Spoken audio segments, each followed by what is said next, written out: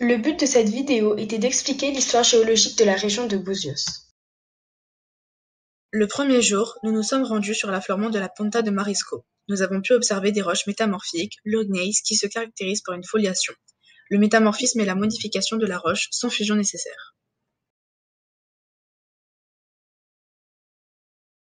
Tout d'abord, du point de vue pétrographique, nous pouvons voir des compositions différentes et une foliation métamorphique, donc une couche en millefeuille, générée par les hautes pressions et températures. Sur cette roche, nous pouvons observer différents minéraux tels que du mica noir ou des feldspaths. Structural, nous avons vu que le gneiss est caractérisé par des boudins à l'intérieur de la roche, mais aussi des matériaux ductiles où il y a foliation. La roche n'a pas cassé, elle a subi une compression et une déformation et a formé un pli. Donc les roches peuvent être élastiques comme de la pâte à modeler, c'est une question de force et une question de temps. Une force de compression s'exerce et les minéraux réagissent différemment. Il y a des matériaux qui sont ductiles et qui vont faire une foliation et d'autres sont fragiles. Certains matériaux sont plus solides que le reste, donc il n'y a pas une collision parfaite. Les boudins sont donc des roches cassantes et non déformantes, qui sont le résultat de cisaillement.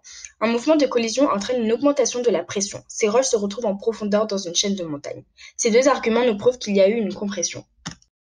Du point de vue minéralogique, les minéraux caractéristiques que nous avons observés sont le grenat et le pyroxène calcique. Le grenat, un minéral rouge observé dans le gneiss, ne se forme qu'à partir de 45 km de profondeur. Elles sont allées en profondeur parce qu'il y a eu une collision, empilement de morceaux de croûte, mais elles sont remontées.